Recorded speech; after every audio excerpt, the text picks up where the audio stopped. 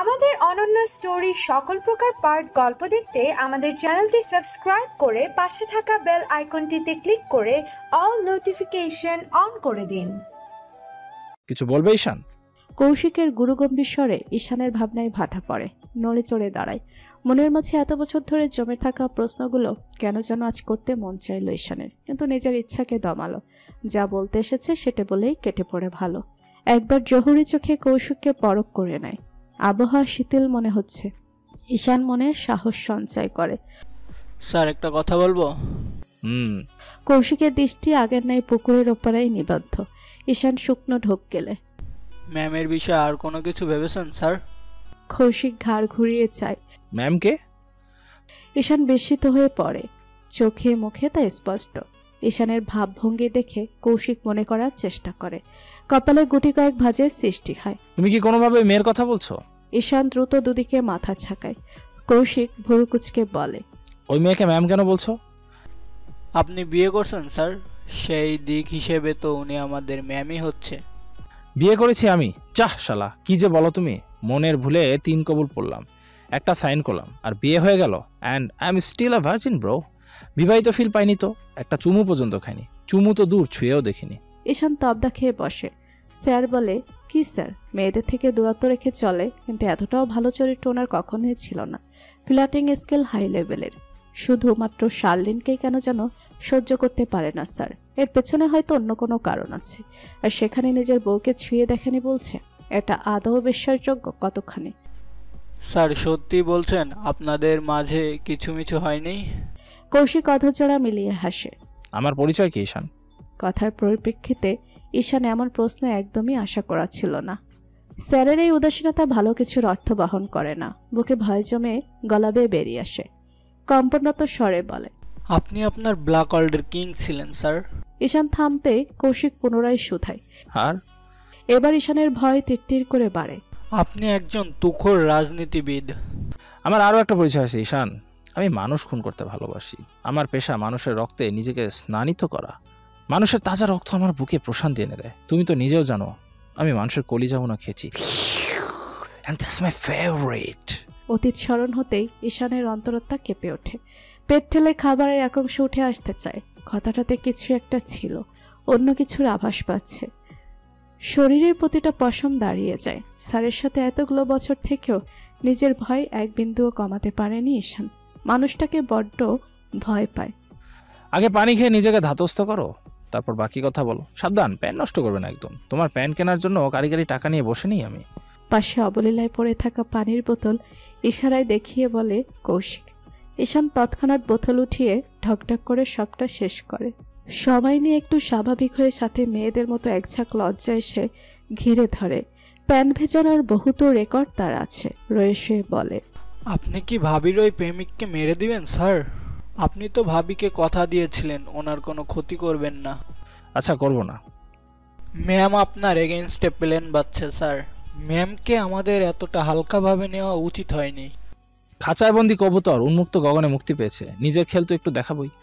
আমার একটা বেনামি চিঠি যথেষ্ট কবুতরকে নিজের বসে আনার জন্য। বড় স্যার একটা চরম বোকামি করে বসেছে স্যার। মুহূর্তেই কৌশিকের মুখমণ্ডল কঠিন হয়ে ওঠে। নিকৃষ্টতম কিছু শব্দ ব্যবহার করে। শালার ওই ফাউল আমার কোনো কথা শুনে না। মরুক এখন। পেছন থেকে যখন ভরে দেবে তখন বুঝবে। এক ধাপ বেশি না বুঝলে তার পেটের ভাত হজম হয় না।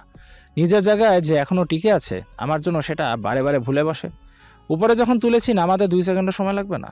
তোমার বড় স্যারকে আমার সাথে দ্রুত দেখা করতে বলো, না হলে 4 দেয়ালের ভাত খাওয়ানোর হাত থেকে কেউ বাঁচতে পারবে না।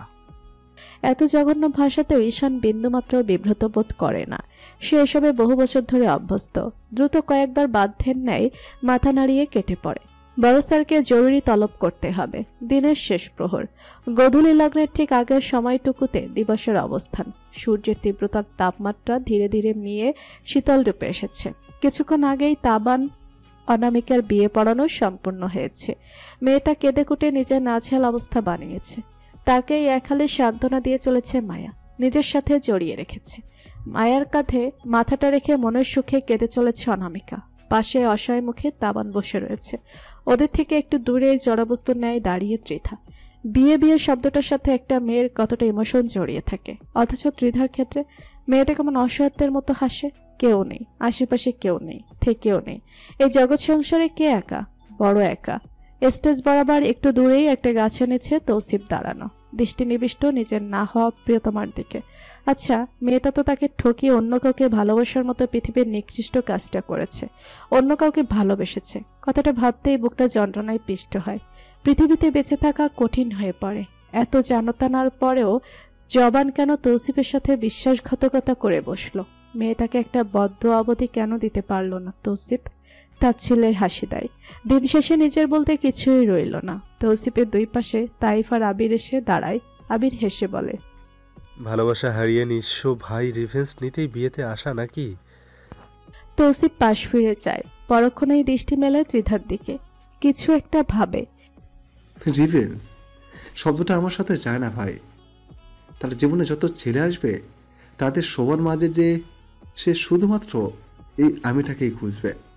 এর থেকে বড় রিভেন্স আর কি হতে পারে? হেসে দেয় আবির। চোখের পর্দায় ভাসমান হয় অলিভিয়ার বদন। কর্ণকুহারে প্রবেশ করে সেই সুমিষ্ট কণ্ঠস্বর, আহা জীবন, জীবন সুন্দর, খুব সুন্দর। যন্ত্রণা লুকিয়ে হাসতে পারা মানুষের জন্য জীবন ভীষণ সুন্দর। ভাই তো নিজের অজান্তেই ঠকেছে, আর তুমি তো নিজের ইচ্ছায় ঠকেছ। নিজ ইচ্ছায় ভুল মানুষকে ভালোবেসেছ, তার করুণ পরিণতি জেনেও নিজের সর্বোচ্চ উজাড় করে দিয়েছ। অথচ যে এই ভেবে মরল যে তাকে এই পৃথিবীর সবাই ঘৃণা করে। ভূমি থেকে আসমানে অবতরণ করা সব কিছু বোনটার জন্য বড্ড আফসোস হয়। আচ্ছা, ও যদি জানতো এই পৃথিবীর কেউ একজন ওকে তার পৃথিবীর সম ভালোবাসে, তাহলে কি ও ঠিক হয়েছিল? নিজেকে শুধরে নিত? শুধরাতো না, সে শুধরানোর ছিল না। তাইফের কথাগুলো শুনে আবির আনমনে হাসে, ঠোঁটে হাসি ঝুলিয়েই বলে, আবির, তাইফের নিজেদের মাঝে বলা কথাগুলো তৌসিফ খুব একটা বোঝে না, কিংবা বুঝতে চেষ্টা করে না। চিত্ত অন্য জগতে বিরাজমান। অকস্মাৎ তাইফের দৃষ্টি আটকায় মায়াতে, সঙ্গে চোখ জড়ানো একটা দৃশ্য উপভোগ করে। মায়া অনামিকাকে আগলে রেখেছে আর ওকে শান্ত। পাশ ঘেঁষে দাঁড়িয়ে রয়েছে ছেলেটা, মায়ের পাশে সবটুকু জায়গা নিজের দখলে রেখেছে। কি সুন্দর খারাপ লোক বাজে স্পর্শ থেকে প্রোটেক্ট করছে। তাইব মুস্কি হাসি। এরকমটাই তো তাইব চেয়েছিল। এভাবেই ভালো থাকুক ধরনের সকল ভালোবাসারা, পূর্ণতা পাক সকলের ভালোবাসা। তাইফের দৃষ্টি লক্ষ্য করে ওদিকে তাকাতেই আবির দুষ্টু হেসে খোঁচা মারে। অন্যের বউয়ের দিকে নজর দিচ্ছ ভাই, সময় থাকতে তো নিজের করলা না। ভুল বললেন ভাইয়া, আমারও একটা ভালোবাসার মানুষ আছে, বাট আই লাস্ট হার। মাধবীলতা আমার জন্য আমৃত্যু কারাদণ্ড, যা আমি স্বেচ্ছায় মাথা পেতে নিয়েছি। মৃত্যু অব্দি মুক্তি মিলবে না। মানুষপটে ভাসে মাধবীর হাস্যোজ্জ্বল আনন। আখি বেয়ে দুফোঁটা জল গড়িয়ে পড়ে। কেউ দেখার আগেই সন্তপর্ণে তা মুছে নেয় তাইব। তাহলে আমরা তিনজন একই গল্পের গরু। অমনি তৌসিফের কথার বিরোধিতা করে আবির। আমাদের গরু বললে ভাই, আমরা মোটেও গরু নই। কত সুদর্শন হ্যান্ডসাম পোলা আমরা। কয়েক মিনিট পেরোতেই তিনজন সমস্বরে হেসে ওঠে। কথায় আছে, যার সাথে যার মেলে। সত্যি তাই, জীবন্ত লাশগুলো কি সুন্দর একসাথে হাসছে। দূরে দাঁড়িয়ে নিজের চক্ষু জোড়ায় মেহেরিমা। মানুষগুলোকে কথাগুলো দিন হাসতে দেখেনি। সাজের বেলা, অনামিকাকে জুড়ে ড্রয়িং রুমে হুলস্থুল কাণ্ড। কত শত আয়োজন, মেয়েটাকে ঘিরে একঝাঁক মানুষের অবস্থান। সহস্রাধিক প্রশ্ন সবার। তাইফের নানিমণি হুসনেয়ারা বেগমের কিছু উদ্ভট প্রশ্নে মাঝে মাঝে সবাই খিলখিলিয়ে হেসে উঠছে। মেহেরিমার পাশে স্বর্ণালী বসছে। হাসতে হাসতে মেহেরিমার গায়ের উপর ঢলে পড়ছে বারবার। ওদের থেকে একটু দূরেই পরীকে কোলে নিয়ে ঠায় দাঁড়িয়ে রিদিত। স্বর্ণালীর কর্মকাণ্ডে রিদিতের ভুরুচোড়া নিজের মতো কুঁচকে আসে। কপালে ভাঁজের সৃষ্টি হয়। চোখ দুটো ছোট ছোট করে তাকিয়ে থাকে। প্যান্টের পকেট হাতড়ে ফোন বের করে, কিছু একটা টাইপিং করে। এত হাসাহাসির মাঝে মেহেরিমা মেসেজের নোটিফিকেশনটা ঠিক বুঝে উঠতে পারে না। কোলের উপর ফোনটা নিজের মতো পড়ে আছে। রিদিতের মেজাজ বিগড়ায়। মেহেরিমা, মাহিরা কান্না করছে, রুমে আয়, ও খাবে। নিমিষেই হইচইয়ে মুখরিত পরিবেশ থমথমে হয়ে ওঠে। সবাই খানিকক্ষণ চুপচাপ প্রায়। নিজের কথা শেষ করে উপরে উঠে গেছে রিদিত। মেহেরিমা একটু আধটু ইতস্তত বোধ করলো মনে হয়। কিন্তু কিছুই বলার নেই। অগত্যা উঠতে দিলে স্বর্ণালী হাত ধরে ফিসফিস করে বলে, তুমি এই লোকটার সাথে থাকো কিভাবে গো? কেমন সব সময় মুখটা গম্ভীর করে থাকে, কথা কম বলে, আবার কেমন ভয়ঙ্করভাবে তাকায় ভাই। যদিও আখি জোড়া দেখার সৌভাগ্য আমার হয়নি, সে যাই হোক। তোমার দম বন্ধ লাগে না? পরীর বাবা আমার সাথে খুব ফ্রি গো, আমার সমস্যা হয় না। বলতে পারো আমি যতক্ষণ ওনার সাথে থাকি ততক্ষণ শান্তিতে থাকি। আর তুমি যে পরীর বাবাকে লাইন মারতে গিয়েছিলে সেটাও জানি আমি। মেহরিমা মৃদু হেসে উঠে দাঁড়ায়, দোতলার উদ্দেশ্যে চলে যায়। নিজের মুখ ফরফরানিতে নিজেই লজ্জা পেয়ে বসে স্বর্ণালী। এই মুখটা এতটা না চললেও পারত। ধ্যাত আর ভালো লাগে না। মেহরিমা দরজা ঠেলে ঘরে প্রবেশ করে। হৃদিত রুম জুড়ে পায়চারি করছে আর পরীর সাথে খেলছে। পরীও কুটি অধর উঁচু করে কিছু একটা বলতে চেষ্টা করছে। মেহরিমাকে খেয়াল করতেই দাঁড়িয়ে পড়ে। মেহরিমা মুখ খোলার আগেই ওপাশ থেকে বুলেটের গতিতে প্রস্তাব ছুড়ে আসে। তোকে বলেছিলাম সবার থেকে নর্মাল একটা ডিস্টেন্স মেনটেন করে চলতে। আর তোর ফোন কোথায় থাকে? ওটা কি আমি তুলে রাখতে কিনে দিয়েছি? মেহরিমা হঠাৎ এহনো ব্যবহারে খানিকটা থতমতো খায়। দ্রুত ফোন চেক করে। হোয়াটসঅ্যাপে মেসেজ নোটিফিকেশন দেখতে দ্রুত সেটা পড়ে। অন্য সোফায় যেয়ে বস। ব্যাস এতটুকুই লেখা। এখানে ইম্পর্টেন্ট কি এমন আছে যে সেটা নিয়ে এই লোক এমন ফাটরামি করছে? মেহরিমা এই বিষয়ে এগোয় না, কথা বলতে আগ্রহ পায় না। পরীকে দেন, আমি খাওয়াবো। হৃদিত রক্ত চক্ষু দিয়ে তাকিয়ে আছে। মেহরিমা পাত্তা দেয় না। পরীকে নিজের কোলে নিয়ে বিছানায় যেয়ে বসে। তোর পা জিহ্বা দুটোই বড় হয়ে গেছে, ছাড়তে আমার সময় লাগবে না। সব সময় আমার উপর চিল্লাবেন না, আওয়াজ নামিয়ে কথা বলবেন। হৃদিতের রাগের পারদ ক্রমশ বেরিয়েই চলেছে। মেহরিমার এই অবাধ্যতা মেনে নিতে পারছে না। মেহরিমাকে কেউ হৃদিতের মতো করে স্পর্শ করুক এটা কসমিন কালেও ভাবতে পারে না। আর সেখানে ওই মেয়ে হৃদিত এগিয়ে যায়, মুখোমুখি দাঁড়ায়। আওয়াজ না নামালে কি করবি?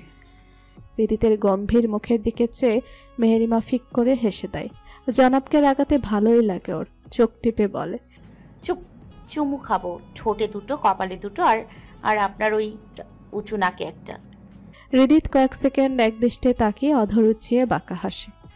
ফ্লাইট করছিস? কে শিখিয়েছে? জলজ্যান্ত আপনি থাকতে অন্য কারোর থেকে কেন শিখতে হবে? দুষ্ট হয়ে যাচ্ছিস জান। তোকে কেউ স্পর্শ করলে আমার সহ্য হয় না। I can't tolerate. মেহরিমার কপালে অধর ছুঁয়ে দেয়। মেহরিমার অষ্টদয়ে বুকে চুকি দেয় এক ঝাঁক প্রাণবন্ত হাসি। হৃদিতের এইসব অহেতুক পাগলামিতে নিজেকে মানিয়ে নিয়েছে বহু আগেই। এখন হৃদয় জুড়ে সুখ সুখ অনুভূত হয়। সরি, আসলে স্বর্ণালী মেয়েটা খুব মিশুক টাইপের, তাই না করতে পারি না। প্রত্যুত্তরে হৃদিত কিছু বলতে নিলেই ফোনটা সশব্দে বেজে ওঠে। এমন মোমেন্টে কল আসাতে বেশ বিরক্ত হয়। তার রেশ মুখাবয়বে বিদ্যমান। ফোনের স্ক্রিনে জলজল করছে অমিত সাহার নম্বর। এমন অসময়ে কল দেওয়াতে হৃদিত বিলম্ব করে না, রিসিভ করে। ওপাশ থেকে ভেসে আসে চিন্তিত আতঙ্কিত গলার আওয়াজ। স্যার, আজ আইএস স্যারের ট্রাক ধরেছে এসপি ইভান মির্জা, অথচ ধরার কথা ছিল মামুন তালুকদারের ট্রাকটা। ইভান আমাকে এই বিষয়ে আগে অবগত করেছিল। মামুন তালুকদারের ট্রাকটা যেই রাস্তা দিয়ে যাবে সেইখানে আমরা অপেক্ষা করছিলাম টিম সহ, কিন্তু সহসা একটা নম্বর থেকে কল আসে ইভানের ফোনে। কে দিয়েছে, কি বলছে কিছুই জানি না। আপনাদের অন করার সুযোগ অবধি আমাকে দেয়নি। টিম সহ আমি আর ইভান অন্য রাস্তা যেয়ে দাঁড়াই। কয়েক মিনিট পেরোতে আয়েশ স্যারের ট্রাকটা আসে। ধরা খেয়েছে, এত সহজে ছাড়বে বলে মনে হয় না। এখনও ডিটেলস খুঁজে বের করতে পারিনি। ড্রাইভার সহ গাড়িতে থাকা দুজনকে থানায় নিয়েছে। থেরাপির কবলে পড়লে মুখ খুলতে কতক্ষণ? নির্বাচনের বড় জোর 6 মাস বাকি। বৃহত্তর ঝামেলা বাধার সম্ভাবনা আছে স্যার, দ্রুত কিছু একটা করুন। হৃদিতের মুখমণ্ডল শানিত রূপ ধারণ করেছে ইতিমধ্যে। এই সন্ধ্যায় কার এত চুলকানি বেড়েছিল? কে পাঠিয়েছে ট্রাক? আমার অনুমতি ব্যতীত কার সাহস হলো এমনটা করার? অমিত সাহা শুকনো ঢোক গেলেন। গলা ভিজিয়ে নেওয়ার বৃথা প্রয়াস চালান। তা তো জানি না স্যার। দল জানেন আপনি? আপনাকে রাখা কেন হয়েছে? আপনার চাকরি খেয়ে দেবো আমি। এই, মাথা খারাপ না করে কল কাটেন। অমিত শাহকে কল কাটতে হয় না, নিজেই কল ডিসকানেক্ট করে দেয়। ততক্ষণে আয়েশার নিকটও নিউজ পৌঁছেছে। ছুটেছে হৃদিতের ঘরের দিকে। কি হয়েছে, কার উপর রাগ ঝাড়ছেন? মেহেরিমা অবুজের মতো জিজ্ঞাসা করে। হৃদিতের মস্তিষ্ক এলোমেলো। এজন্য তিরি এসে তরি ডোবার মতো। তৎক্ষণাৎ দরজায় নকের শব্দে মেহেরিমা ঠিকঠাক হয়ে বসে। রিদিত বুঝতে পারে কার আগমন ঘটেছে। ভেতরে এসো ভাইয়া। শুনেছিস কিছু আমি ট্র্যাক পাঠাইনি, বাবাও এই বিষয়ে রিদিতের ভ্রুযুগল কুঁচকে যায়। ঘটনা পানির মতো স্বচ্ছ এখন। রাগে হিতাহিত জ্ঞান হারিয়ে বসে। হাতে থাকা ফোনটা ফ্লোরে আছড় মেরে 4 খণ্ড করে। ডিভানের সম্মুখে রাউন্ড টেবিলে থাকা ফ্লাওয়ার ভেজ ছুঁড়ে মারে দেওয়ালে। মুহূর্তে ঝনঝন শব্দ তুলে শতখণ্ডে ফ্লোরে ছড়িয়ে পড়ে তা। আয়েশ রিদিতকে জোরপূর্বক থামিয়ে সোফায় বসায়। হঠাৎ রিদিতের এমন কর্মকাণ্ডে মেহরিমা হতভাগ। পরি ঘুমের মধ্যে বাক্য এক কেঁপে উঠেছে। মেহরিমা বুকের মাঝে জড়িয়ে নেয়। ওই বাস্টার্ডকে নিজের হাতে খুন করবো আমি ভাইয়া। শালা এতদিন সুযোগ দিয়েছিলাম, কিন্তু ওরা জাতেন না। শ্রেয়া চৌধুরীকে জবাই করব আগে। আমাকে থামাবে না এবার। আমার পায়ে শেকল পড়াতে চায়, পুঁতে রেখে দিব। রিদিত গর্জে ওঠে। কপালেও হাতের টান অনুভূত হয়। সাদা ব্যান্ডেজ মুহূর্তে রক্তরাঙা হয়ে যায়। আর শান্ত মস্তিষ্কের মানুষ নীরবতা বজায় রেখেই সবসময় সবটা হ্যান্ডেল করে থাকে। রিদিতের মতো হট টেম্পার ওর কখনোই ছিল না। মাথা ঠান্ডা কর, তুই অসুস্থ, হাইপার হোস না। শুরু ওরা করলেও শেষটা আমরাই করব। আপাতত ভাবতে দে আমাকে। এক ঝলক মেহেরিমার হতভম্ব বদনে দৃষ্টি রেখে একটু চাপা স্বরে বলে, সামনে মেহ উপস্থিত, ভুলে যাস না। রিদিত তৎক্ষণাৎ চোখ তুলে চায়। হিংস্রতা খানিকটা মিয়ে আসে। অদূরে বসা মেহেরিমার দিকে নিঃসহায় চোখে চেয়ে থেকে কেবল। মেহেরিমার শরীর অসাড় হয়ে আসছে। নিজের কানকে বিশ্বাস করতে পারছে না। একটা মানুষের আর কত রূপের সাথে পরিচিত হবে? অস্ফুট স্বরে প্রশ্ন ছড়ে। আমার জানার বাইরে তবে কি অনেক কিছু রয়ে গেছে পরীর বাবা? আপনার পরিচয় কি? আপনি মানুষটা আসলে কে? একটু থামে, শুকনো মুখে কাপা কাপা গলায় শুধায়, মা জানে সবটা? আমার কোনো পরিচয় নেই, আমি শুধুই রিদিত চৌধুরী। ভয় পেও না, ওর হৃদয় ব্যতীত কেউ নয়। তোমার সবচেয়ে পরিচিত কাছের মানুষ হৃদিত। তোমার জন্য ওর মন জুড়ে নিখাত পবিত্র ভালোবাসা বিদ্যমান। ওর পৃথিবী একমাত্র তুমি। ওকে সঙ্গ দিলে খুব বেশি পাপ হবে না তোমার। ওর পাপ নেই, থাকলে ও তার সৎ সামান্য। ভালোবাসায় আবার এইসবের স্থান আছে নাকি? ভালোবাসা তো শুধুই ভালোবাসা। ভালোবেসে পাপিষ্ট হওয়াতেও সুখ নিবিষ্ট। সংসার চাও না তুমি, মনোযোগ দিয়ে সংসার করো। আশেপাশে ধ্যান দেওয়ার প্রয়োজন নেই। এটা সান্ত্বনা ছিল নাকি হুমকি ধামকি ছিল? মেহেরিমা বুঝতে অপারগ। আয়েশও ধীর পায়ে ঘর ছাড়ে। পড়ে রয় মেহেরিমা বুকে পড়ে ঘুমিয়ে। ভাগ্যের উপর আজ যেন খুব হাসি পাচ্ছে মেহেরিমার। তবে কি নিজের জন্মদাত্রী মা জেনে বুঝে কিংবা তার অজান্তে জ্বলন্ত অগ্নিকুণ্ডে নিক্ষেপ করে দিয়েছে মেহেরিমাকে? নিকয় সমানিশায় মোড়ানো রাত্রি। এই ভিলার অভ্যন্তরে খুশির আমেজ বিরাজমান, অথচ তার রেশ কপাট পেরোতে নিঃশেষ হয়েছে। মিলিয়েছে প্রকৃতির নিগুড় গম্ভীরতায়। মরিচবাতির অস্পষ্ট ঝলমলে আলো প্রাঙ্গণ মাতিয়ে রেখেছে। নৃত্য করছে অশরীরীগুলো। ঘড়ির কাঁটা ঘুরে ঘুরে নিজের অবস্থান গেড়েছে ঠিক 11টার ঘরে। এই ভিলার শুনশান আঙ্গেনায় পাশাপাশি দাঁড়ানো অবনিশেক এবং হৃদিত। তমশ্রী গলিয়ে দূর হতে ভাসমান হচ্ছে কুকুরে ক্ষুধার্ত আর্তনাদ। সামনে দেশি বিদেশি ফুলের সমাহারে তৈরি বাগান। দুজনের দৃষ্টি নিবদ্ধ আজ শুকনো একটা কালো গোলাপে। তুমি বলেছিলে রাজনীতিতে নেই তুমি। ডাবের ছাত্রলীগ সভাপতি পদ থেকে পদত্যাগ করেছ। অবনিশেখের কথায় হৃদিত ক্ষীণ হাসে। আপনার শর্ত সাপেক্ষে ঢাবির বাইরে প্রথম কদম রেখেছিলাম পদত্যাগ করেই। কিন্তু রাজনীতি, ওটা তো রক্তে মিশে আছে। রক্তের ন্যায় চলমান প্রতিটা শিরা উপশিরায়। তাহলে এতগুলো দিন মিথ্যার শরণাপন্ন হওয়ার কারণ? আপনার মেয়েকে নিজের করে পাওয়া। এই যে এখন সবটা জানলাম। চাইলে এখনো তো আমার মেয়েকে তোমার থেকে কেড়ে নিতে পারি। এমনটা আপনি কখনোই করবেন না। আপনার নিজের স্বার্থ আছে কিনা, আফটার অল দুজনের উদ্দেশ্যই এক। অবনিশেখ মুস্কি হাসেন। ঠিক এই জন্যই উনি হৃদিতকে পছন্দ করেন। মুখের উপর কথা বলার সাহস কয়জনে রাখে? তা আছে বই কি। তাহলে চৌধুরীদের কালোবাজারি ব্যবসার প্রসার প্রতিনিয়ত তোমার হাত ধরে ঘটছে। মন্ত্রী সহ একজন এমপির নিজের রাজ্যে টিকে থাকা, এতটা খ্যাতি সবটার পিছনে তবে তুমিই আছো। আমার আগেই বোঝা উচিত ছিল এত কম সময়ে এতটা উন্নতির শিখরে ওঠা ওদের দুজনের পক্ষে সম্ভব ছিল না। মেইন পয়েন্ট হয়তো মিস করে গেছিলাম আমি। হৃদিত কিছু বলে না, ঘাড় ঘুরিয়ে পাশ ফিরে তাকায়। কয়েক মিনিট অতিবাহিত হয়। আমাকে বিশ্বাস করেন মা? বিশ্বাস আছে বলেই নিজের জান সমতুল্য মেয়েকে ওই নরকে সঁপে দিয়েছি। তোমার কাজ নিয়ে আমার কোনো মাথা ব্যথা নেই, কিন্তু তোমার প্রফেশনের জন্য আমার মেয়ের গায়ে একটা আঁচড় লাগলে আমার হাতে দ্বিতীয় খুনটা তুমিই হবে। Mind it. হৃদিতের পর্যায়ে অধর মিলিয়ে হাসে। যথাজ্ঞা শাশুমা। রাজনীতি নামক পচা ডোবায় নিজেকে ডোবালে সে কখনোই বিশুদ্ধতম পুরুষ হতে পারে না। শুধুমাত্র চরিত্র নয়, অন্যান্য দিকেও প্রযোজ্য এটা। তবে তোমার ক্ষেত্রে বিষয়টা একটু ডিফারেন্ট। সাইকোপ্যাথ তুমি, তোমার উপর বিশ্বাস রাখা যায়, কিন্তু আমার মেয়ে সবটা জানলে পাপকে সঙ্গ দিবে না। আমার ধারণার ঊর্ধ্বে আমি এমন শিক্ষা আমার মেয়েকে দেইনি। তবে রাখুন বিশ্বাস এই অধমের ওপর। আমার চরিত্র নিয়ে আঙ্গুল তোলার সাহস জগতের কারণ নেই। আপনার মেয়ে আমার জীবনের প্রথম দাড়ি, প্রথম স্পর্শ। এটা আমি জানি, আপনি জানেন, পুরো পৃথিবী জানে। হৃদিত থামে, রহস্যময় হেসে পুনরায় বলে, পাপের একাংশ নিয়ে দিব্যে মেতে আছে আপনার মেয়ে। সেখানে সঙ্গ না দেওয়ার কি আছে? অবনীশেষ কিছুক্ষণ নীরব থাকেন, মনটা অন্য ভাবনায় বিভোর। ঠান্ডা বাতাসের চাপটা এসে অদমনীয় কায়া ছুঁয়ে দিতেই খানিকটা কেঁপে ওঠেন। অবনীশেষ শেষটা সুন্দর হবে না হৃদিত। না পাওয়ার আক্ষেপে সবাই জ্বলে পড়ে ছারখার হবে। এমনটা হওয়ার আগেই আমার মেয়েকে মুক্তি দিও তুমি। হৃদিত ঠায় দাঁড়িয়ে রয়, জবাব দেয় না। বুক ছিঁড়ে বেরিয়ে আসে দীর্ঘশ্বাস। দৃষ্টি স্থির রাখে সুবিশাল অম্বরে। মনের এক কোণ গলিয়ে প্রশ্ন জাগে, সত্যি কি তাই হবে? ত্রিধা বিছানায় উপর হয়ে শোয়া, বালিশের এক পাশ চেপে গুনগুনিয়ে কাঁদছে মেয়েটা। গায়ের কাপড় এলোমেলো, ক্রন্দনের করুণ সুরে জেগে উঠেছে তরুর উঁচু ডালে বাসা বাঁধা বিহকগুলো। ঘরে প্রবেশ করে কৌশিক। প্রথমে শ্রবণেন্দ্রিয়ে ঝংকার তুলে হৃদয়স্পর্শী রোদন সুর।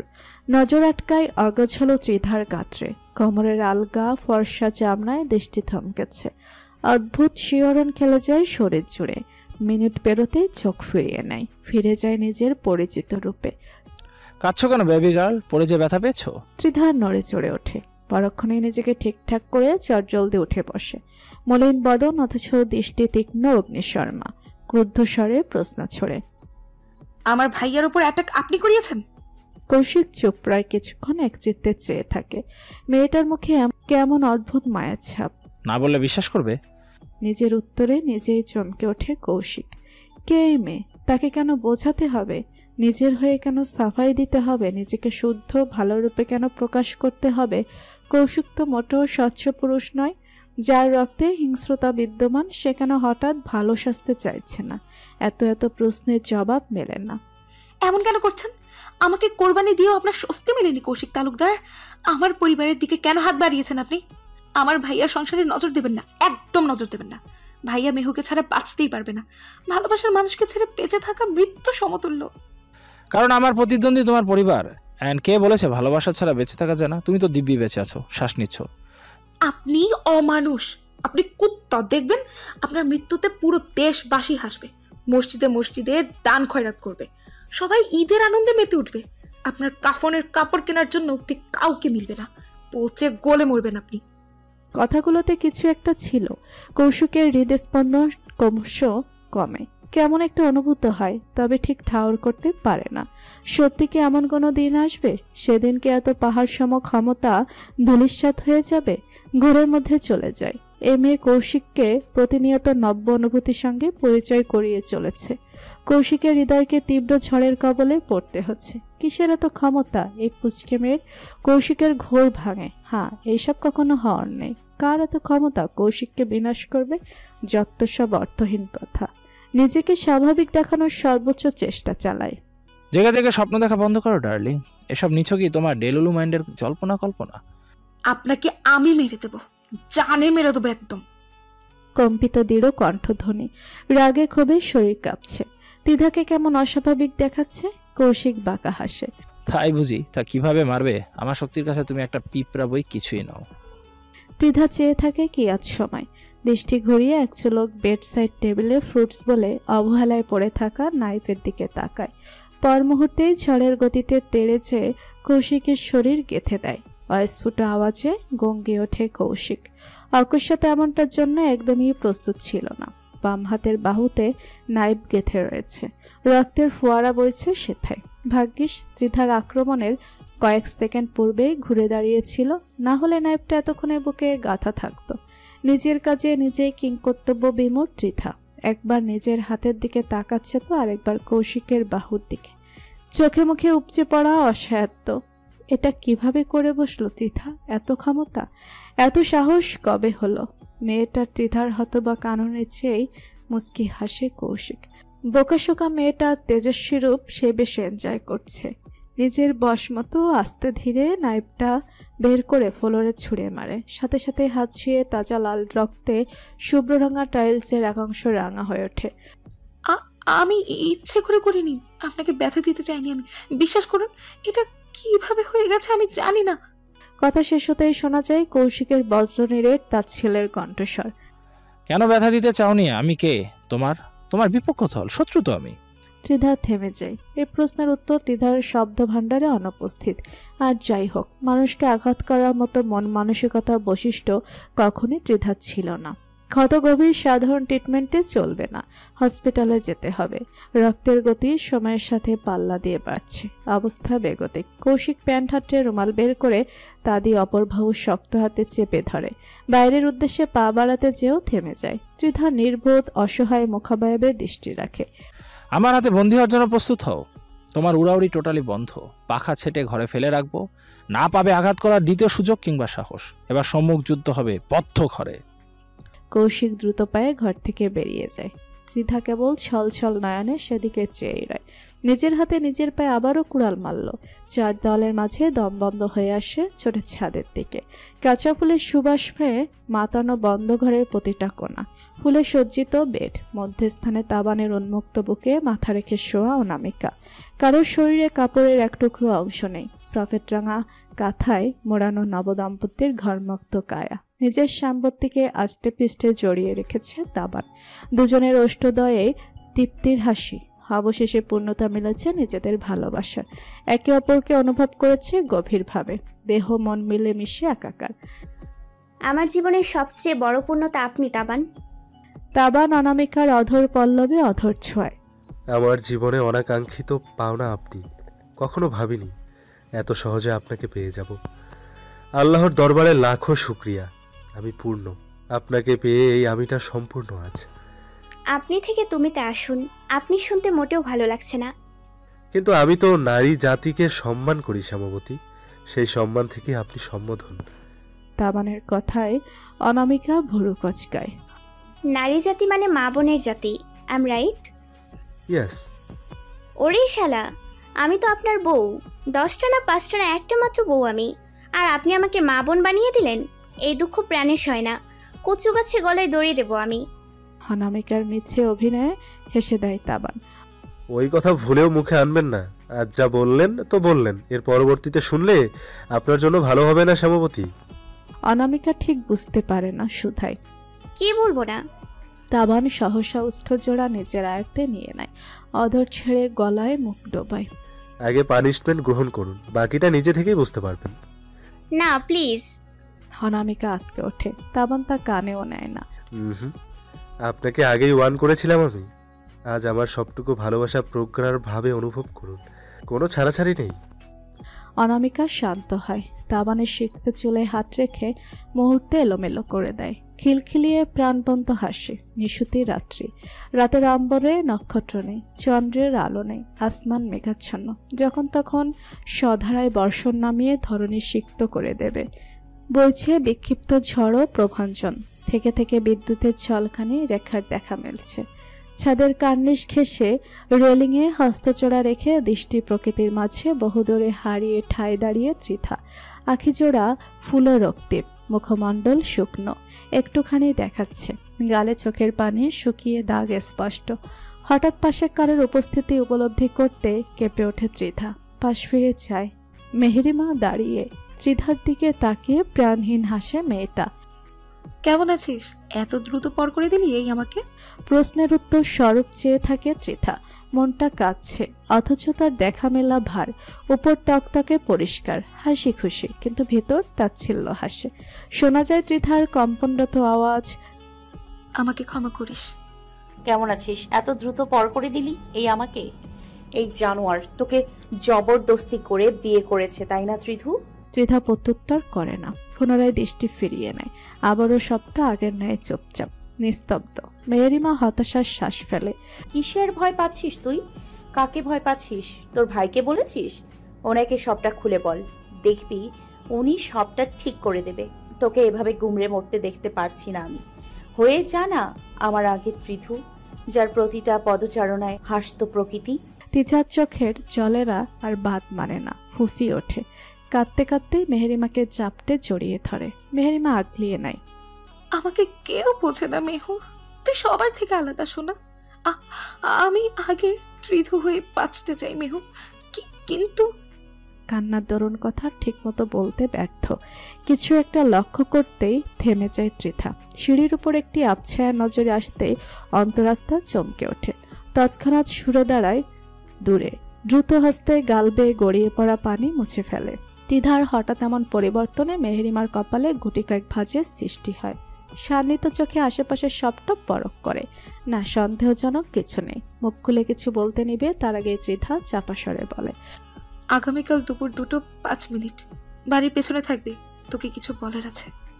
কথা শেষ হতেই চঞ্চল পায়ে নিচে নেমে যায় ত্রিধা। মেহেরিমা হতভম্বিত, হচ্ছেটা কি? সবাই কাকে ভয় পাচ্ছে? কোনোভাবেই কি ওই কৌশিককে? কিন্তু কেন? সবকিছু কেমন যেন এক গোলকধাঁধায় বাদ মনে হচ্ছে।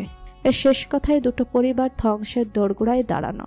হার জিতের আগেই না নিজেদের সবটা খুইয়ে নিঃস্ব হয়ে যায়। মেহেরিমা নিঃসঙ্গ আরও কিছুক্ষণ ছাদে থেকে নিচে নেমে আসে। মেহেরিমা নিজের ঘরে আসতেই অবনিশেখ ভালো মন্দ দুটো কথা বলে নিজের ঘরে চলে যান।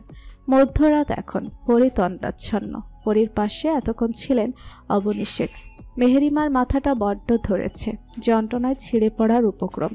লাগেজ হাতড়িয়ে ঘুমের ওষুধ বের করে, ছটফট খেয়ে নেয়। ঘণ্টাখানেক বিছানায় শুয়ে এপাশ ওপাশ করে তবু আর চক্ষু দেয় ঘুমের দর্শন নেই। তারা যেন না আসার শপথ করেছে। রাগে কষ্টের শব্দ করে কেঁদে দেয় মেহেরিমা। চুল খামছিয়ে উঠে বসে।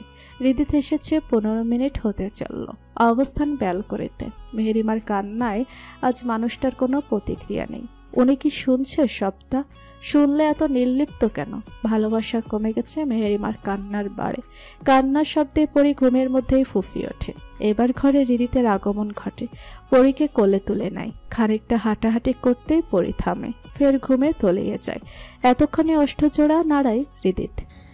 মাহিরাকে ফিডিং করা। ব্যাস এতটুকুই। মেহেরিমা কাঁদতে কাঁদতেই পরীকে খাওয়ায়। হৃদিত আর ব্যালকনিতে যায় না, নিজের জন্য নির্ধারিত জায়গায় পাশ ফিরে শুয়ে পড়ে। সময় পেরোয়। মেহেরিমা চুপ থাকতে না পেরে বলে, কথা বলছেন না কেন? সহসা জবাব আসে হৃদিতের পক্ষ থেকে। কি বলবো? আমাকে ইগনোর কেন করছেন? দোষ আপনার, ভুল আপনার। শাস্তি কেন সবসময় আমি পাই? আমাকে কেন সবসময় মরণ যন্ত্রণায় পিষ্ট হতে হয়? হৃদিত মেহেরিমার দিকে ঘোরে, আপন মনে গেয়ে ওঠে।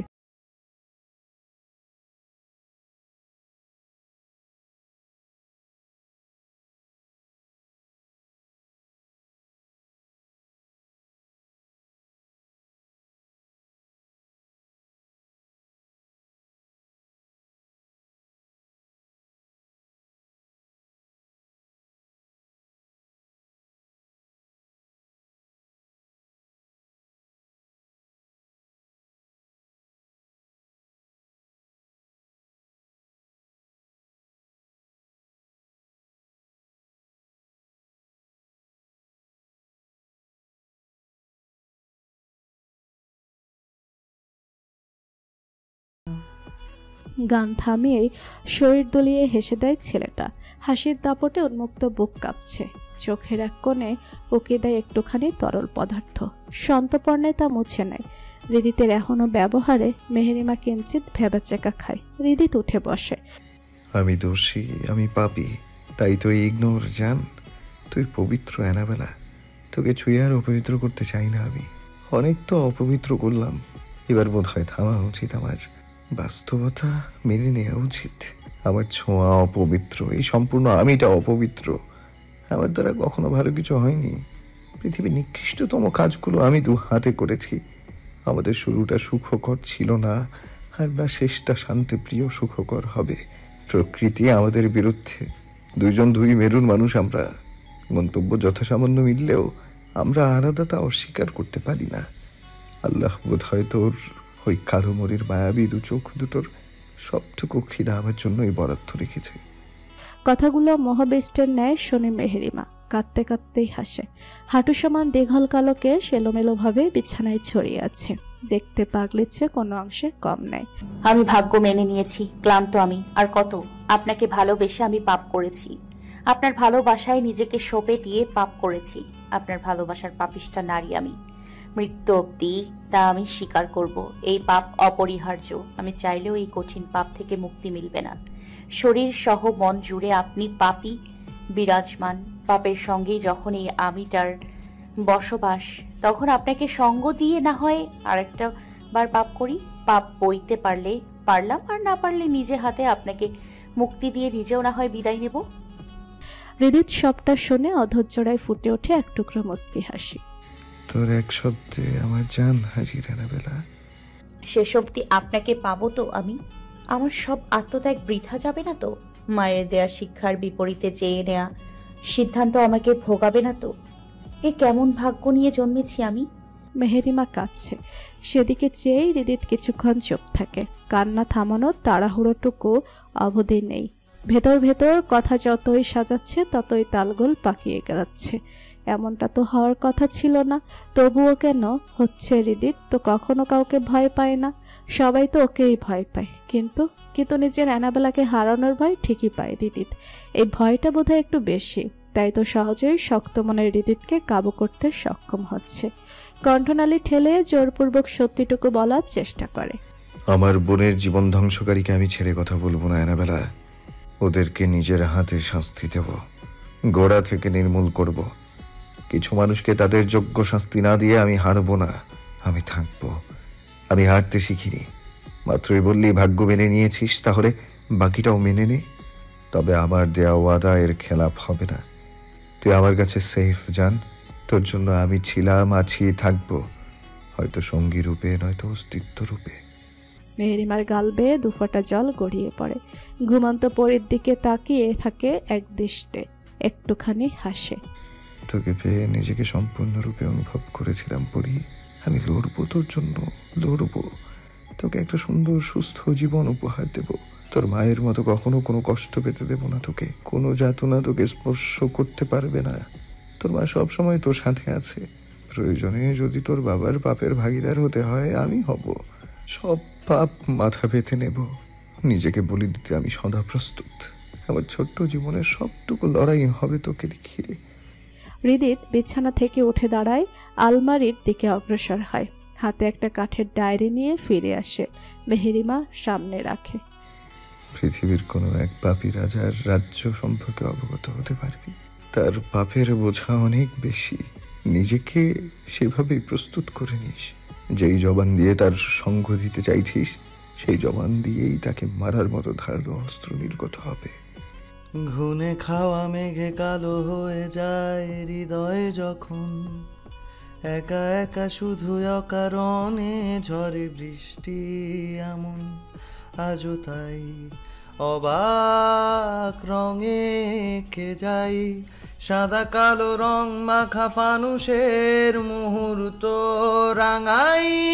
ভীষণ কালো মেঘ পুরে ছাই আবেগে আজও তাই। মেহেরিমাকে প্রত্যুত্তরের সুযোগটুকু না দিয়ে স্লোত গতিতে ব্যালকনির দিকে হাঁটা ধরে। আলগোছে সিগারেট ধরায়, গলা ছেড়ে ভাঙা স্বরে গায়। সেদিন সময় মধ্যরাত। ত্রিধা খাটের উপর বসা, হাতে ফোন। সামনে বউয়ের স্তূপ ছড়িয়ে ছিটিয়ে আছে।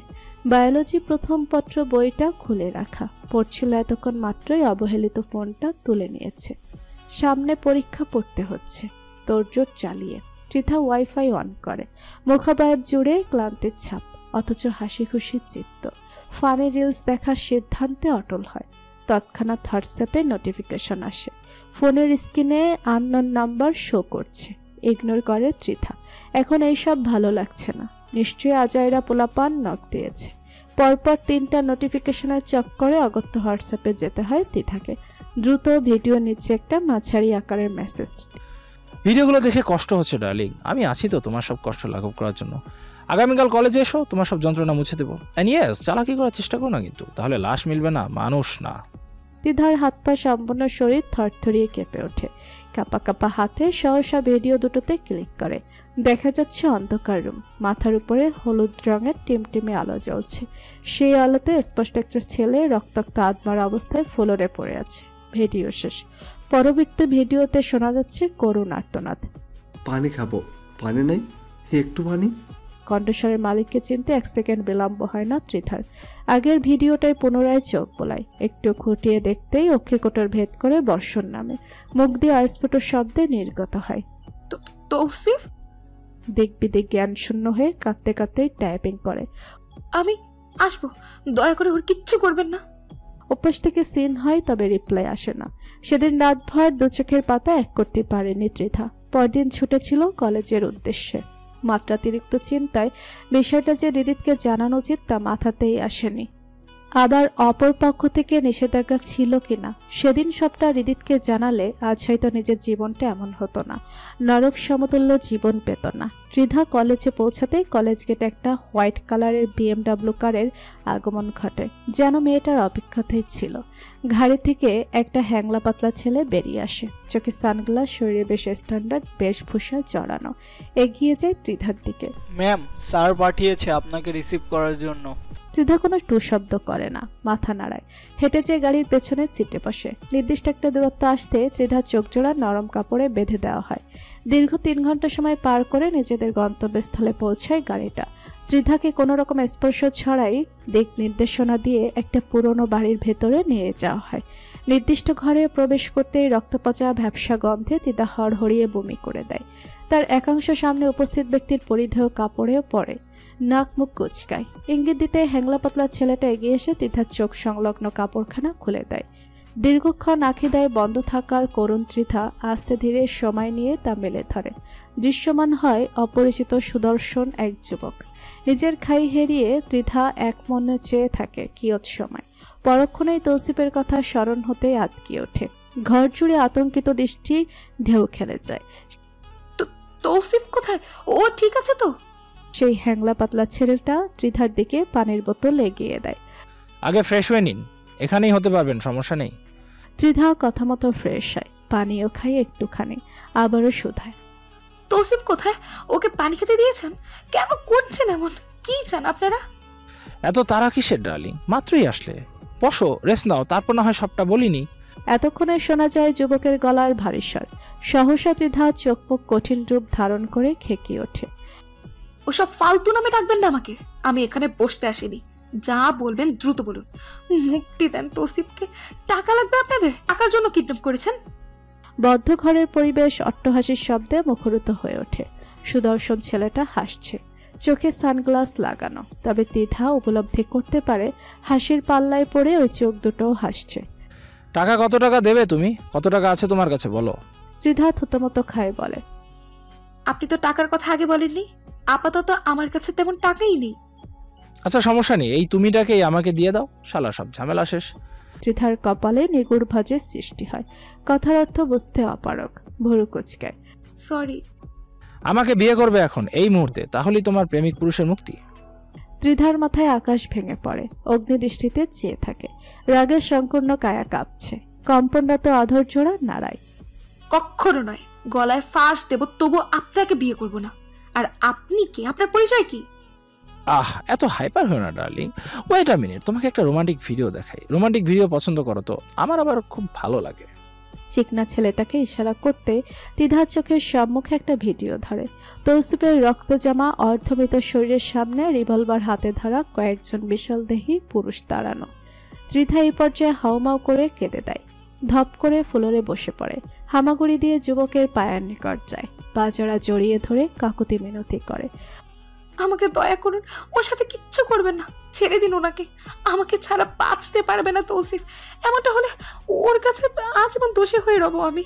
ওর চোখে নিজের জন্য ঘৃণা দেখতে পারবো না। যুবক ঝটকা মেরে নিজের পাজোড়া ছাড়িয়ে নেয়। ব্যালেন্স হারিয়ে ত্রিধা সাথে ফ্লোরে মুখ থুবড়ে পড়ে। এক টুকরো ইটের খণ্ডে লেগে ঠোঁটের এক অংশ কেটে রক্ত বেরিয়ে আসে। নাটক থামাও, টাইম ইজ অনলি 2 মিনিটস। হয়তো আমার হবে, নয়তো সচক্ষে নিজের প্রেমিক পুরুষের মৃত্যু দেখবে। That's final. ত্রিধা ফ্লোর থেকে মুখ তুলে চায়। মন মস্তিষ্কের তুমুল যুদ্ধে নিষ্পেষিত বুকের মধ্যখানে থাকা মাংসল পিণ্ডটা। মিনিট খানেক বেরোয়। নিস্তব্ধ পরিবেশে শোনা যায় ত্রিধার নিস্তেজ ভাঙা আওয়াজ। আমি রাজি, করব বিয়ে আপনাকে, তবে একটা শর্ত আছে। কি কন্ডিশন? আজকের পর আপনি আর কখনো তৌসিফের কোনো প্রকার ক্ষতি করতে পারবেন না। ওকে ওর মতো ছেড়ে দেবেন। যুবক ভাবে অল্পত্ব কার ডিল ডান, গলা উঁচিয়ে হাত ছাড়ে। পাপ্পা, চাচ্চু, অ্যাডভোকেট আর কাজী নিয়ে এই ঘরে আসুন, পুচকে মেয়ে রাজি। সাথে সাথে ঘরে আগমন ঘটে মামুন তালুকদার সহ আব্রাহাম তালুকদারের। সঙ্গে আরো অপরিচিত 5 জন রয়েছে। পরিচিত দুটো মুখ চক্ষুগোচর হতে ত্রিধা হতভম্ব হয়ে যায়। হতবাক দৃষ্টিতে তাকিয়ে রয়। মুখ ফুটে কিচ্ছুটি বলতে পারে না। যন্ত্রের ন্যায় ফ্লোরে ঠাই বসে থাকে। কৌশিক স্যার, দেনমোহর কত বাঁধবো? কৌশিক চোখ জোড়া ছোট ছোট করে তাকায়। দেনমোহর কেন? এটা বিয়ের নিয়ম স্যার, আর তাছাড়া ম্যামকে স্পর্শ করতেও এই নিয়ম ধার্য। কৌশিক বাঁকা হাসে। বাঁধুন 50 লাখ। এই ছোট্ট মেয়েকে ছোঁয়ার প্রয়োজন নেই আমার। টাকাগুলো এমনিতেই দান করে দিব। বাচ্চা মেয়েটা লিভার ট্রিটমেন্টের কাজে লাগবে। উপস্থিত সকলে ঘর কাঁপিয়ে সমস্যারে হেসে ওঠে। ত্রিধা সেই সব কটূক্তি কানে নেয় না। শ্রবণেন্দ্রিয় বারবার শঙ্কা তুলছে একটা নাম কৌশিক। শখটা কেমন যেন তালগোল পাকিয়ে আসছে। এতগুলো পুরুষের মাঝে নিজেকে বড় অসহায় লাগছে। চাইলেও কিছুই করতে পারছে না। জীবনে এতটা অসহায় বোধ হয় আজ অবধি করেনি ত্রিধা। মিনিট 5 ব্যবধানে ত্রিধার দিকে কয়েকটা কাগজ এগিয়ে দেয় অ্যাডভোকেট। এখানে সাইন করুন ম্যাম। ত্রিধা পাশ ফিরে চায়। চোখ আটকায় কাগজের উপরে বড় বড় অক্ষরে লেখা কাবিননামা শব্দটাতে। হৃৎপিণ্ডের গতি ক্রমশ কমে। কৌশিকের অংশের সবটুকু পড়ে। পরিচয় কিছুটা ক্লিয়ার হয়। কাপা হাতে কলম উঠিয়ে নেয়। থরথর করে কাঁপছে হস্ত। সাইন করতে ব্যর্থ। মানুষপটে ভাসে তৌসিফের বাঁকা দাঁতের মোহনীয় হাসির দৃশ্য। চারপাশ থেকে ভেসে আসছে তৌসিফের কণ্ঠস্বর। হাসতে হাসতে যেন ত্রিধাকে ডাকছে। কটকটির রানী। ত্রিধা সাইন করতে পারে না। হুক করে কেঁদে দেয়। আমি পারবো না। ঈশান, শুট করতে বলো। না না, আমি সাইন করছি। এমন করবেন না, আমি এক্ষুনি করে দিচ্ছি সাইন। সময় নষ্ট না করে কম্পিত হাতে সাইন করে দেয়। আইন মোতাবেক নিজেকে সঁপে দেয় মানুষ নামক একটা জানোয়ারের হাতে। নিয়ম মেনে কাজে বিয়ে পড়ায়। ত্রিধা জোরপূর্বক কবুল বলতে শরীর অসাড় হয়ে আসে। চারিপাশ অন্ধকারে তলিয়ে যায়। ঢলে পড়ে ধরিত্রীর ভূমির বুকে। নিজের সাথে ঘটে যাওয়া বিভৎস অতীত বলে থামে ত্রিধা। বুকের একাংশ পেরিয়ে বেরিয়ে আসে কাতর দীর্ঘশ্বাস। গরমে হাঁপিয়ে উঠেছে মেয়েটা। শ্বাস প্রশ্বাস দ্রুত হচ্ছে। বুকটা শব্দ তুলে ওঠানামা করছে। না, পাশে মেহেরিমা রয়েছে। দুজনেই বাড়ির পেছনে একটা ভূমি চুই চুই আম গাছের ডালে পাশাপাশি বসা। ত্রিধার বুকে একচিত্তে চেয়ে রয়েছে মেহেরিমা আনন শুকনো। এই ছোট্ট মেয়েটা এমন পরিস্থিতি ভয়ঙ্কর শিকার হয়েছে ভাবতে মেহেরিমার শরীরের কতটা পশম খাড়া হয়ে ওঠে। বিয়ে তো পড়িয়েছে, কিন্তু কাবিননামায় তো যে পার্সোনাল ডিটেলসগুলোর প্রয়োজন পড়ে, তোর এনআইডি কার্ড সহ বাকিগুলো কোথায় পেয়েছিল ওরা? ত্রিধা বিষয়টা ভাবে। কিছু একটা মনে পড়তেই বলে, এটা ফুপিমনির কাজ। আমার থেকে নিয়েছিল ফুপিমনি, কিন্তু বিষয়টা এমন হবে আমি বুঝতেই পারিনি। কল্পনাতীত ছিল সবটা। গর্ধপ একটা। এসব কেউ কখনো কারণ ছাড়া কাউকে দেয়? তোর ভাইয়া জানে সবটা? হ্যাঁ, জানিয়েছি ভাইয়াকে। কৌশিক তালুকদার আর ওনার বাবা চাচা সবার মাঝে বড়সড় খাপলা আছে। কোনো অনৈতিক কাজে জড়িত ওনারা। অ্যান্ড কৌশিক তালুকদার অন্যরকম একটা জগতের মানুষ। আমি ঠিক বুঝতে পারি না ওনাকে। তোকে এইসব আগেই বলতাম, কিন্তু ফুরসত মেলেনি। আমার উপর সবসময় নজর রাখে ওই কুত্তার পোষা চেলাপেলারা। অনৈতিক কাজ কথাটা মেহেরিমাকে গত রাতের কথা স্মরণ করিয়ে দেয়। কেবলমাত্র হৃদিতের বলা কথাগুলো শুনেই ছিল। ডায়েরি পড়ার সাহস করে উঠতে পারেনি। তবে মেহেরিমা পড়বে। কিন্তু সত্যি কি মানুষটার পাপ খুব বেশি? মেহেরিমাকে ভালোবাসা ভুলিয়ে ঘৃণা করতে বাধ্য করবে? পাপের এত ক্ষমতা নিখাত ভালোবাসাকে হারিয়ে দেবে? তোর নিজের ভাই বাপ চাচারাও আহামরি ভালো নয় ত্রিধু, যাকে অভিনয় পারিস। ত্রিধা ভুরুচিকল কুচকে ফেলে। অভিনয় দিয়ে কি হবে? কৌশিককে ওর জালে আটকাবি, ভালোবাসায় ভোলাবি, তারপর যা হয় দেখা যাবে। তোর হাত দিয়েই তালুকদাররা নিঃশেষ হবে। আগে ওরা শেষ হোক, তারপর না হয় চৌধুরীদের বিষয়টা দেখা যাবে। শেষের লাইনটা উচ্চারণ করে গলার স্বর খানিকটা কাঁধে নামিয়ে যার দরুন দ্বিধা পর্যন্ত পৌঁছায় না, একটু থেমে পুনরায় বলে, আর তোর সাথে আমি আছি, ভয় পাওয়ার কিছু নেই। মেহেরিমার অধরে কুটিল হাসি। দ্বিধা চমকায় থমকায়। ভালোবাসা এই চতুর লোকের সাথে ভালোবাসার অভিনয় ন্যানো সেকেন্ডও চলমান করতে পারবে না, ধারাভাবে নির্ঘাত। তবুও চেষ্টা তো একটাবার করাই যায়। এই পরিবারের ধ্বংস নিজ হাতে করাতে যা করা প্রয়োজন সবটা করবে দ্বিধা। হ্যাঁ সূচক মাথা নাড়ায়, পর মুহূর্তেই কিছু একটা ভেবে হাসে। জানিস বেবি, আমাকে প্রথম দিনই ভাইয়া এই কথাটা বলেছিল।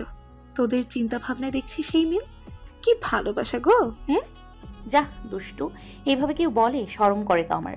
মিছে লজ্জার ভান ধরে বদনখানা নরম হাতের আড়ালে লুকায়। তা দেখে ত্রিধা খিলখিলিয়ে প্রাণোচ্ছল হাসে। মেহেরিমাও তাল মেলায়। ইস, দুজন কতগুলো দিন পরে এভাবে একসাথে হাসছে। সখী হারানোর শোকে মেহেরিমা তো প্রায় মূর্ছা যাওয়ার উপক্রম। এখন খুব ভালো লাগছে। হঠাৎ করেই চারিপাশ ভালো লাগায় ছেয়ে গেছে। অন্তঃকরণে বসন্ত উকে চুকে দিচ্ছে। সুখ সুখ প্রভঞ্জন বয়ে চলেছে সেথায়। দুজনে বিশদ আলোচনায় ইতি টেনে বাড়ির দিকে হাঁটা ধরে।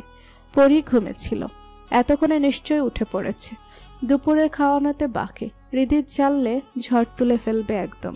কৌশিক রেডি হচ্ছে গন্তব্যস্থল এইস মঞ্জিল। গতকাল রাতে ডক্টর দেখিয়ে আর এই বাড়িতে পা রাখেনি। সোনা নিজের বাড়িতে এসেছে। তৎক্ষণাৎ ঘরে প্রবেশ করে মামুন তালুকদার এবং ওনার পিছু পিছু আব্রাহাম তালুকদার। কৌশিক বিশেষ পাত্তা দেয় না। ছেলের নির্লিপ্ততায় মামুন তালুকদারের রাগ ক্রমশ বাড়তে থাকে। এমনিতেই কাজের কাজ কিছুই করছে না। কথা ছিল তোমার সাথে। আমি বয়রা না, বলতে থাকুন, শুনছি। দাঁতে দাঁত চাপেন মামুন তালুকদার। মুখ দিয়ে ভয়ঙ্কর কিছু গালি বেরিয়ে আসছিল, নিজেকে সামলান। ওই মেয়েকে নিজের জিম্মায় রেখে সহজেই কার্য হাসিল করতে পারো তুমি। চৌধুরীদের একমাত্র মেয়ে, সবার কলিজার টুকরো। এমনটা করার প্রয়োজন দেখছি না, কাওয়ার্ড নই আমি। বিয়েটা কিন্তু ওভাবে করেই ছিলে। প্রয়োজন ছিল বিদায় করেছি, এন্ড আপনার কথাতেই। কৌশিকের রেডি হওয়া কমপ্লিট। নিজেকে লাস্টবার অবজার্ভ করে ড্রেসিং টেবিলের সামনে থেকে সরে আসে। বেডসাইড টেবিল থেকে হাত ঘড়ি উঠিয়ে পড়তে থাকে। আজ হাতে নাতে গেঁথেছে, আগামীকাল বুকে গাঁথবে না। সিওরিটি দিতে পারবে তুমি? আমার একমাত্র ছেলে কৌশিক, আমাকে আমি হারাতে পারবো না। মাগি জাতির ছলনা খুব কঠিন, ওদের হালচাল বোঝা খুব দুষ্কর। কখন কোথায় ফাঁসিয়ে দিবে টের পাবে না। সেই সুযোগ দ্বিতীয়বার পাবে না। এখন আসতে পারেন আপনারা। তুমি কি ভালোবেসে ফেলেছো ওই মেয়েকে? ওই মেয়ের প্রতি তোমার কিসের এত সহানুভূতি? সব ভুলে গেছো তুমি? নিজের উদ্দেশ্যে ভুল মেয়ের পেছনে পড়ে আছো কেন? শত্রুর মেয়ের সাথে বিয়ে দিয়ে চৌধুরী বাড়ির প্রবেশ সুযোগ করে দিয়েছিলাম, অথচ। মামুন তালুকদার মুখের কথা শেষ করতে পারেন না। কৌশিক ঝড়ের গতিতে তেড়েছে মামুন তালুকদারের নাক বরাবর সর্বশক্তি দিয়ে ঘুষি মারে। সঙ্গে সঙ্গে নাসিকা বেয়ে গলগলিয়ে রক্ত বেরিয়ে আসে। পাঞ্জাবির কলা চেপে ধরে। বাস্টার্ড, তোকে বলেছিলাম ওদের পিছনে এখন লাগিস না, সঠিক সময় অপেক্ষা কর। আপাতত আমার কথা মতো সবটা কর। শুনেছিস তুই? তোর কথা কেন শুনতে হবে আমাকে? আর ভালোবাসা কি ওই দিয়ে কি বাল ছিড়বো আমি? জাহান্নামে যা তুই, তবু আমার সামনে আসিস না, জানে মেরে দেবো। অবস্থা বেগতিক দেখে আব্রাহাম তালুকদার আর দাঁড়িয়ে থাকতে পারেন না। কৌশিককে থামাতে প্রয়াস চালান। বাবা শান্ত হও, ভাইজান ভুল বলেছে। তোমার যা ইচ্ছে তুমি তাই করো। এখন ভাইজানকে ছেড়ে দাও। ভাইজান ব্যথা পাচ্ছে বাবা। কৌশিক কিছুক্ষণ ঝলসানো দৃষ্টি নিক্ষেপ করে ছেড়ে দেয়। গটগট পায়ে ঘর থেকে বেরিয়ে যায়। মামুন তালুকদার নাকে হাত দিয়ে ছেলে যাওয়ার দিকে এক দৃষ্টিতে তাকিয়ে থাকেন। কিছু একটা ঠিক লাগছে না ছেলের ভেতর। তবে কি ওনার ধারণায় ঠিক হতে চলেছে? এমনটা হলে বড় ক্ষতি হয়ে যাবে। আব্রাহাম তালুকদারের উদ্দেশ্যে বলেন, কৌশিকের দিকে 24 ঘন্টা নজর রাখো। প্রয়োজন পড়লে বেডরুমে ওর অজান্তে সিসিটিভি ক্যামেরা লাগাও। ছেলে আমার হাত ফসফস গেলেও নিজে মরবে, আমাদেরও মারবে। আর ওই ব্যবসাকে আমি দেখে নেব, শুধুমাত্র আমার কাজটা শেষ হোক। আব্রাহাম তালুকদার সম্মতিসূচক ডান দিকে মাথা নাড়ান। দুপুরবেলা, সময় 2:35। রিদিত একটা গাছের নিচে চেয়ারে বসা, পায়ের উপর পা তুলে ফোনে স্কল করছে। অদূরে মেহেরিমা ত্রিধা দাঁড়ানো, ত্রিধার কোলে পড়ি। ফুফির সাথে খিলখিলিয়ে হাসছে, খেলা করছে ছোট্ট পড়ি। মেহেরিমা তা দেখে নিজেও হাসছে। কতগুলো দিন পর দুই বান্ধবী একসাথে হয়েছে। কৌশিকে বাড়িতে না থাকায় আজ যেন স্বস্তি মিলেছে ত্রিধার। অন্ততপক্ষে শান্তিতে শ্বাসটুকু নিতে পারছে। ওদের দিকে আর চোখে নজর রাখছে রিদিত। আজ বৌভাতের অনুষ্ঠান তাবান অনামিকার। বাড়ি জুড়ে নানা ধরনের নানান পেশার মানুষের আনাগোনা, তন্মধ্যে রাজনীতিবিদ বেশি। সামনে কারোর উপস্থিতি অনুভব করতেই চোখ তুলে তাকায়। এসপি ইভান মির্জা আর অমিত সাহা দাঁড়ানো। রিদিত হেসে ইশারায় সামনে দুটো চেয়ারে বসতে বলে। দুজন বসে। ইভান মির্জা মিটিমিটি হাসছে। ট্রাকটা কি কোনোভাবে আপনাদের রিজিত চৌধুরী? কোন ট্রাক? রিদিত কপালে ভাঁজ ফেলে। ইভান মির্জার হাসি অধর জুড়ে প্রসারিত হয়। আরে রিজিত চৌধুরী যে কিছুই জানে না? নো প্রবলেম, আমি জানিয়ে দিচ্ছি। গতকাল সন্ধ্যায় আমরা ড্রাগস সহ অবৈধ অস্ত্র পাচারের একটা ট্রাক ধরেছি। তো এমনটা মনে হওয়ার কারণ? ট্রাকে কোনো ইনফরমেশন পাননি, সেটা চেক দিয়ে দেখুন। আর তাছাড়া বাণিজ্য মন্ত্রীর আন্ডারে আমাদের এই এলাকার সবটা, উনি প্রত্যক্ষভাবে নিজ দায়িত্বে আছেন। খোঁজ সব জায়গাতেই নেন। পুরো চিঠি অনুসরণ করলে কাজের কাজ কিছুই হবে না। তা মন্দ বলেন নাই, খোঁজ সব জায়গাতে নিতে হবে। কেঁচুর সন্ধানে অনাকন্ডার দেখাও মিলতে পারে। রাজনীতিবিদদের হাত তো আবার অনেক বড়। নেত্রী আমাদের, দেশ আমাদের, ক্ষমতা আমাদের, হাত তো একটু বড় হবেই। এসপি ইভান মির্জা এমনি এমনি তো আর স্লোগান দিয়ে মুখে ফেনা তুলে ফেলে না। এমপি মন্ত্রী থেকে শুরু করে সর্বপেশায় নিয়োজিত পেশাজীবীরা। জয় বাংলা, জয় বঙ্গবন্ধু, আমাদের নেত্রী, আমাদের অহংকার। রিদিতের কথা বলার ভঙ্গিতে ইভান মির্জা শব্দ করে হেসে ফেলে। আচ্ছা, আপনিও কি এই দলে আছেন? খোঁজ পেলাম একসময় তুখোর রাজনীতিবিদ ছিলেন। আপনার প্রফেশনটা কি রিজিত চৌধুরী? ইভান মির্জার কথায় রিদিতের অধর পল্লব অল্প অল্প প্রসারিত হয়। ক্ষীণ হাসলো বোধহয়। এইসব মারপাত সে খুব ভালো বোঝে, বহু বছরের পুরনো অভিজ্ঞতা। আমি আর কি করব এসপি ইভান মির্জা? দাদু বাবার যা আছে তাই দিয়ে আমার আগামী 14 পুরুষ আরামসে বসে খেতে পারবে। তাই আমি কিছু করার প্রয়োজন দেখি না। এই তো খাচ্ছি, ঘুরছি, বউ বাচ্চা পালছি, এভাবেই বেশ আছি।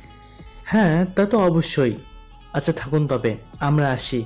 কিছু গুরুত্বপূর্ণ কাজ আছে, সেইগুলো শেষ করতে হবে। দুজনে ফর্মাল বিহেভিয়ারের সহিত বিদায় নিয়ে প্রস্থান করে। হৃদি তালগোছে বাঁকা হাসে। কারাগারের মৃত্যু পথযাত্রী সামান্য ড্রাইভার সহ তার সহযোগীকে যেখানে মুখ খোলাতে অক্ষম, সেখানে পরবর্তী ধাপ এতটাই সহজ নাকি? অতি নগণ্য পর্যায়ে মুখ খোলাতেই এত কাঠখড় পোড়াতে হচ্ছে? হ্যাঁ, এই নাকি আবার এসপি পুলিশের ক্ষমতা? তাচ্ছিল্য হাসে। ক্ষমতা যার, দুনিয়া তার। নিজের জানের পরোয়া না করলেও সন্তান পরিবারের পরোয়া সবাই করে। কর্ণে হইচইর শব্দ ভেসে আসতে সেদিকে লক্ষ্য করে হৃদিত। মেহেরিমা ত্রিধাকে ঘিরে বেশ কিছু মানুষের অবস্থান। কিছু ছেলের সাথে তুমুল কথা কাটাকাটি হচ্ছে।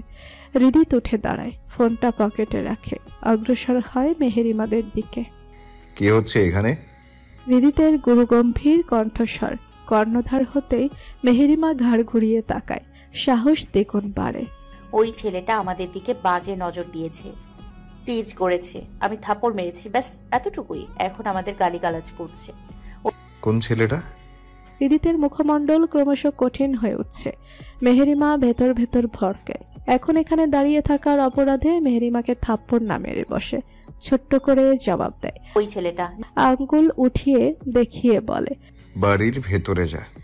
আদেশ পেতেই মেহেরিমা ত্রিধার হাত ধরে দ্রুত বাড়ির দিকে চলে যায়। আপনি বাসলে বাপের নাম কি যেন মনে করে ত্রিধা এক ঝলক পিছু ফিরে যায়। দূরে দাঁড়িয়ে কৌশিক। এই লোক কখন আসলো? দৃষ্টিতে দৃষ্টি মেলে। অধর কিঞ্চিত উঁচিয়ে ফ্লাইং কিক ছুঁড়ে মারে। অধর পল্লবে ল্যাপটানো বক্র হাসি। এই হাসির ওঠ্র মোটেও ভালো ঠেকছে না। লোকটা এমনিতেই সুবিধার নয়। ত্রিধার কাছে বিষয়টা একটুখানি খোলসা হয়। ওই লোক নির্ঘাত স্বেচ্ছায় এই কাজ করিয়েছে। কিন্তু কেন? দুটো মেয়েকে ঝামেলায় ফেলে ওনার কি লাভ? নাকি মেহেরিমাকে কেন্দ্র করে কোনো কিছু? ত্রিধার কাছে বিষয়টা কেমন অদ্ভুত লাগে। ভাইয়ের সাথে এ বিষয়ে কথা বলা উচিত বলে মনে হয়। ইতিমধ্যে ছেলেগুলো থেমেছে। হৃদিতের কথার পরিপ্রেক্ষিতে কিছু বলার সাহসে কোলায়নি। তবে যেই ছেলেটার গালে থাপ্পড় দিয়েছে সেই ছেলেটা আগুন দৃষ্টিতে মেহেরিমা যাওয়ার দিকে তাকিয়ে আছে, যেন এক্ষুনি চাহনি দিয়েই ভস্য করে দেবে। বিড়বিড় করে বলে, খান কি শরীরে জ্বালা অনেক, এই জ্বালা না নেভালে আমার নামও প্রার্থনা। ঋতুত সবটুকু শোনে আপনা আপনি হস্তজোড়া মুষ্টিবদ্ধ হয়ে আসে। সানগ্লাসের আড়ালে থাকা লোচন যুগলে রক্তিম আভা ছড়িয়েছে। নিজেকে ধাতস্থ করে কথা বাড়ায় না। কে কোন দিক থেকে চাল দিচ্ছে তা ঠিকই অনুভব করতে পারছে। আপাতত মস্তিষ্কের প্রতিটা নিউরন শান্ত রেখে কার্য সম্পাদন করাই বুদ্ধিমানের কাজ। নিজেকে শান্ত রাখার সবটুকু চেষ্টা চালায়, বাড়ির দিকে এগিয়ে যায়। ঘাড় কাত করে তীক্ষ্ণ দৃষ্টিতে একবার পিছু ফিরে তাকায়। ছেলেগুলোর মুখ ভালোভাবে দেখে নেয়। আওয়ামী যুবলীগ সাংগঠনিক সম্পাদক ওমর ফারুকের একমাত্র ছেলে পার্থ, তার বন্ধু মহল। সাজের লগ্নে একজোট হয়েছে চৌধুরী পরিবারের সদস্যরা। অবস্থান ড্রয়িং রুমে। বিয়ের সকল ঝামেলা আপাতত মিটেছে। আগামীকাল দুপুর নাগাদ গ্রামে ফিরবে চৌধুরী শেখ সহ অনামিকার পরিবার। কিন্তু না ফেরার সিদ্ধান্তে অটল হয়েছে হৃদিতের পরিবার, এমনকি আয়রা চৌধুরী, আব্রাহাম তালুকদার। হৃদিত নিজেও এখন গ্রামে ফিরবে না, ঢাকাতেই নাকি কি একটা কাজে বেঁধে গেছে। এই নিয়ে মেহেরিমার অন্তঃকরণ বিষাদের দখলে। চিত্ত উদাসীন, মুখটা বেজায় শুকনো। রাতেই নিজেদের প্রয়োজনীয় সবকিছু গুছিয়ে রাখার সিদ্ধান্তে উপনীত হয়েছে। নীরবতা ক্রমশ গ্রাস করে নিচ্ছে এইচ মঞ্জিল। উপস্থিত হয়েছে এসপি ইভান মির্জা অমিত সাহা। উপর মহলে যোগাযোগ করে উপযুক্ত কারণ দেখিয়ে অমিত সাহার ট্রান্সফার করিয়েছে এসপি ইভান মির্জা। দৌড়ঝাঁপ দিয়ে এক সপ্তাহের মাঝে সবটা সেরেছে। সবসময় নিজের সাথে রাখছে। বয়স তুলনায় মানুষটা যথেষ্ট তৎপর এবং কর্মঠ, আর বড় কথা বিশ্বাসযোগ্য। আনন্দপুর গ্রামে বর্তমানে নতুন এসআই এর আগমন ঘটেছে। নীরবতা বাড়তে দিতে নারাজ ইভান। এতগুলো দিন তৌসিফ অসুস্থ থাকার দরুন সেই রাত নিয়ে কোনো জিজ্ঞাসাবাদ চালাতে পারেনি পুলিশ কর্তৃপক্ষ। মধ্যিখানে আবার বিয়ে জটলা পাকিয়েছিল, যা আপাতত শেষ হয়েছে। ইভান নড়ে চড়ে বসে হালকা কাশে। তৌসিফ প্রথম থেকে সবটা জানে। তৌসিফ প্রথম থেকে সবটা জানতে চাই। সেদিন তোমার সাথে কি কি ঘটেছিল? তোমার কোনো শত্রু আছে? কাউকে সন্দেহ হয়? আচ্ছা সরি, সঠিক তথ্য আমাদের কাছে সাহায্য করবে। আমার তো এই নিয়ে কোনো অভিযোগ নেই স্যার। আমি হয়তো নিজের অজান্তেই কারো শত্রুতে পরিণত হয়েছিলাম। সে আমাকে মেরে নিজের মনে শান্তি ফিরিয়েছে। এই নিয়ে নতুন করে আর কি বলবো স্যার? আব্বা এমন কথা বলে না। সেদিনের রাতে ঘটে যাওয়ার সবটা বলো স্যারকে। উনি সেই জানোয়ার পর্যন্ত পৌঁছাতে আমাদের সাহায্য করবে। নিজের মনের সবটুকু কথা ব্যক্ত করেন সাইমা শেখ। মায়ের মন তো এত সহজে শান্ত হওয়ার নয়। তৌসিফ অদূরে দাঁড়ানো অবনী শেখের দিকে দৃষ্টি ফেলে। অবনী শেখ ইশারায় আশ্বস্ত করেন। তৌসিফ আখি যুগল কিয়ৎকাল বন্ধ করে। মন গহীন থেকে নৈঃশব্দে নির্গত হয় দীর্ঘশ্বাস।